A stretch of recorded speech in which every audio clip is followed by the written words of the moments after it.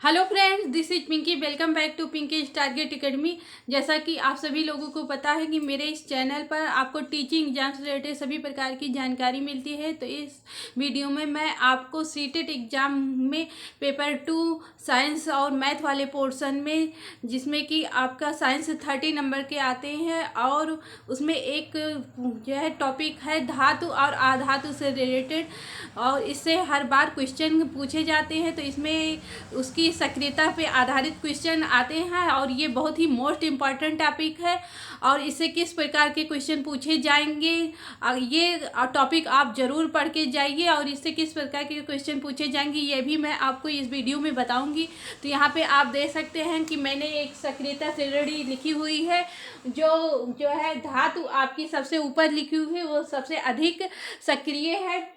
तो देखिए यहाँ पे potassium, sodium, calcium, magnesium, aluminium, यहाँ तक ये सारी धातुएं बहुत ही अधिक सक्रियशील धातुएं हैं और ये कभी भी अपने स्वतंत्र रूप में नहीं पाई जाती हैं, क्योंकि ये बहुत ही सक्रियशील होती हैं। तुरंत ही अगर ये स्वतंत्र रूप में पाई जाएंगी, जैसे कि वायु में, तो ये तुरंत ही वायु के साथ क्रिया करके दूसरी अधातु मतलब कि अयस्क बना लेंगी।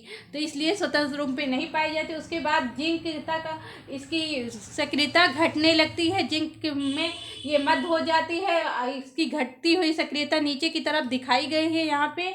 और इसके बाद फिर आयरन, जिंक के बाद आयरन हो गया, लेड हो गया, hydrogen, copper, mercury, silver, gold. Gold यहाँ पे सबसे कम अभिक्रियाशील धातु है, ये स्वतंत्र रूप में पाई जाती है यहाँ पे।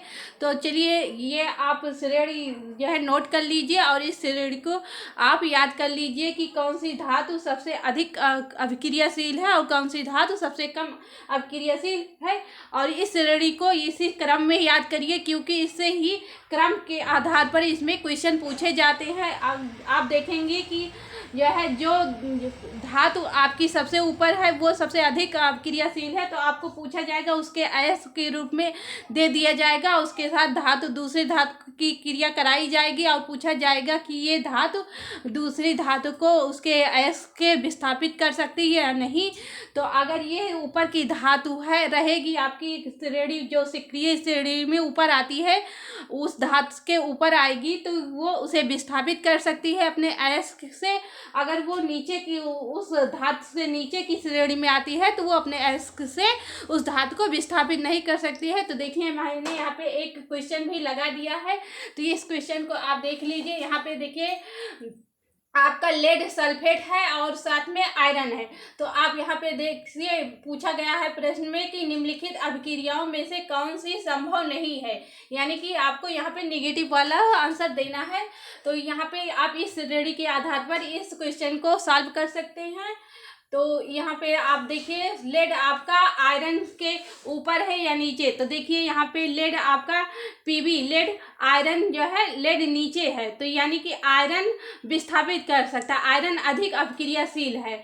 और लेड सल्फेट से उसके अयस्क से आयरन विस्थापित कर सकता है, तो ये विस्थापित कर सकता है, तो ये तो नहीं होगा क्योंकि यहाँ पे निगेटिव वाला आपका आंसर पूछा गया है। सेकेंड है एल्युमिनियम और उसका कॉपर सल्फेट के साथ अयस्क बनाया हुआ है। तो आप बताना है कि आपको कि कॉपर सल्फेट के साथ जो है ये एल्युमिनियम कॉपर को विस्थापित कर सकता है कि नहीं उसके अयस्क से। तो इस श्रेणी से आप देखिए एल्युमिनियम जो है कॉपर से नीचे है या ऊपर। तो देखिए एल्युमिनियम ऊपर है, यानी कि एल्युमिनियम अधिक अपक्रियाशील है और कॉपर कम अपक्रियाशील है। तो ये अधिक अपक्रियाशील है तो कॉपर को विस्थापित कर सकता है, तो ये भी कर सकता है। तो ये वाला भी जो है सही हो गए। और सेकेंड है, थर्ड है जिंक और इसका कैल्शियम का सल्फेट के साथ अयस्क बनाया हुआ। तो जिंक आपका कैल्शियम सल्फेट को विस्थापित कर सकता है तो या नहीं, यहाँ पे देखिए। तो देखिए जिंक यहाँ पे है, उसके बाद कैल्शियम, कैल्शियम ऊपर है, तो ये कैल्शियम आपका अधिक अपक्रियाशील है, तो नीचे वाली जो जिंक है ये कम अपक्रियाशील है, तो जिंक जो है नहीं विस्थापित कर सकता, क्योंकि जिंक नीचे है आपकी सक्रियता श्रेणी में। ये कैल्शियम सल्फेट को इसके अयस्क के नहीं विस्थापित कर सकता है, तो ये नहीं होगा। और अगला है मैग्नीशियम प्लस जिंक सल्फेट, तो जिंक सल्फेट ये मैग्नीशियम को विस्थापित कर सकेगा कि नहीं, देखिए यहाँ पे श्रेणी में। तो देखिए मैग्नीशियम आपके क्या सक्रियता श्रेणी में ऊपर आता है, किसके ऊपर आता है, जिंक के। तो जिंक के सल्फेट से मैग्नीशियम विस्थापित कर सकता है जिंक को, तो ये भी कर सकता है। तो यानी कि थर्ड वाला ऑप्शन आपका नहीं कर सकता और नहीं वाला ही पूछा गया है, तो ये ही ऑप्शन आपका करेक्ट होगा, यानी यही आपका आंसर होगा। और बाकी ये तीनों तो पॉजिटिव है, तो पॉजिटिव वाला आंसर पूछा नहीं गया है, तो ये नहीं होगा। तो यहाँ पे थर्ड वाला ऑप्शन आपका करेक्ट होगा। तो इसी प्रकार के क्वेश्चन आपके सीटेट एग्जाम में पूछे जाएंगे। यहाँ पे ये श्रेणी आपको क्रम वाइज याद करना बहुत ही मोस्ट इम्पॉर्टेंट है, ये बहुत मोस्ट इम्पॉर्टेंट टॉपिक है, इसे याद कर लीजिए। फिर आपके लिए कोई और टॉपिक जो भी मोस्ट इम्पॉर्टेंट होगा नेक्स्ट वीडियो में मैं आपके लिए लेकर आऊँगी। तब तक के लिए मिलते हैं नेक्स्ट वीडियो में, तब तक के लिए टेक केयर, बाय बाय।